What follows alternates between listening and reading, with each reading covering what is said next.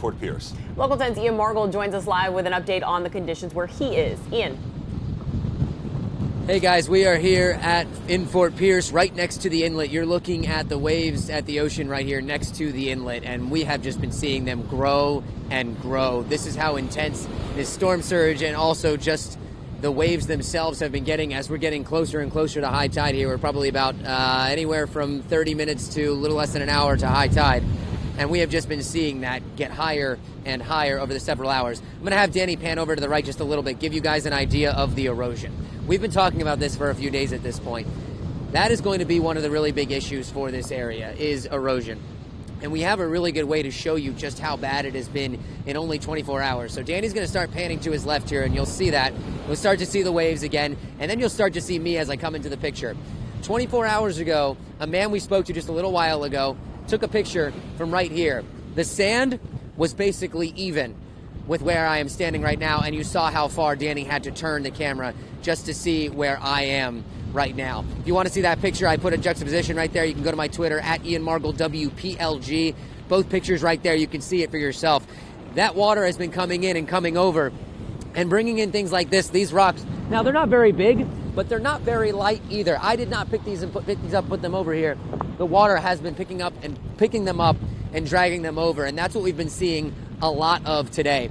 This area is under a mandatory evacuation order. We have been seeing a few people out here on the beach, but we've also been seeing sheriff's deputies coming out and reminding people, hey, this is a mandatory evacuation zone. And I asked them, I said, hey, you can't force people to leave, obviously. What are you doing? And they basically said, look, it's the same as us being here. They're here at their own risk, but they are telling people, look, if something happens and they're unable to go to help, those people may be on their own in this situation. We were told if Dorian stayed on the same path that he was expected to be on, the storm surge in these areas could get up to 6 feet. Now you can see how high the waves are going. Danny, I'm gonna have you pan over here. It's much better video than looking at me. The white caps that have been going up. We have actually seen the water go from about where you're seeing it right now to all the way, Danny, if you pan over to the right, you'll see where I'm standing here.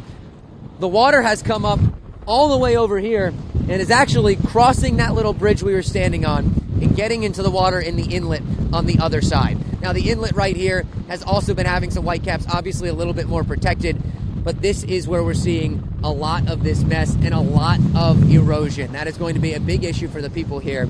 And we spoke about this a little bit earlier. We have been seeing, unfortunately, sadly, turtles' eggs everywhere. I was told this is towards the end of turtle season and when they start to head out to the water. And when we first got here, before we started really feeling the effects of this storm, we could see stakes in the ground where they were marking out where these nests were. Now we're starting to see those stakes begin to wash up on shore. Who knows from how far away they came from, and we're seeing eggs all over the ground. And that was really, for lack of a better term, really a bummer for a lot of people who came out. They wanted to see the waves. They came out and they saw that, and a lot of them were very, very disappointed, very unhappy to see that, unfortunately. We're going to stay out here and keep you posted. Obviously, we are now in St. Lucie County. We spent the morning in Martin County. Very similar conditions as we get hit with those squalls, the rain blowing sideways, the wind really pushing hard. I was speaking to a couple meteorologists here just a little while ago. They were saying we're getting sustained winds right about 20 miles per hour. But earlier today, just about an hour ago, we were getting gusts up above 40. So if you are in this area, if you're in a mandatory evacuation zone, they are asking you just to move inland. Just ride it out, be safe. Fortunately, we are not expecting a direct impact. Nothing like what we saw in the Bahamas, fortunately for us here in Florida, but still want to take this seriously. This is obviously still a very strong storm. Calvin, Nicole? So, Ian, I want to touch on a couple of things that you just talked about there and clearly try to tap into your knowledge of nature. So what happens when the eggs are out like that and when they're exposed? I mean, is it over for those eggs? What happens? So I am no expert, and I will not pretend to be, but I can tell you that we have not seen any that were out there look like they were in any sort of healthy state. They did unfortunately look like those eggs died, and I would imagine the vast majority, if not all of them, that was the fate. Oh. All right. And also, in terms of the mandatory evacuations, it's pretty clear that mandatory doesn't necessarily mean mandatory. It means basically you're going to be out there at your own risk, correct? Exactly. That's exactly right. In fact, we're going to have people you'll see in just about 10 seconds walking past us. A lot of people have been coming out on the jetty to take pictures. We saw someone fishing earlier today. I'm not sure why anyone would think this is a good day to do that. We understand that this is something that you don't get to see every single day. We understand that this is something that people are very interested in and intrigued by.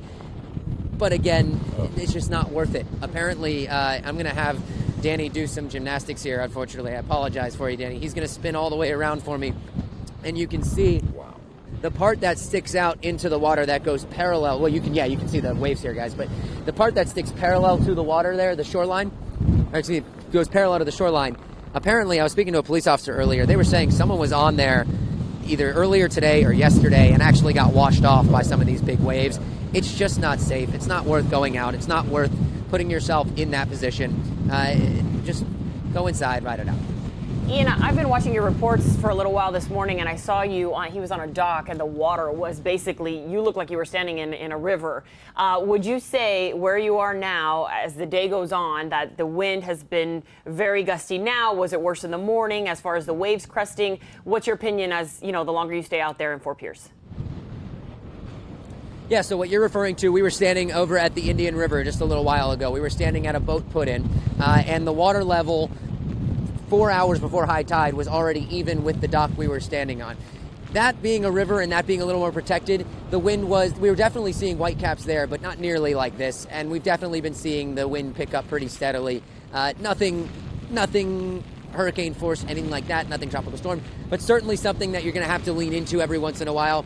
And then you're starting to see one of those squalls blow in as we speak, the wind really blowing horizontally, stinging your face as you're in there.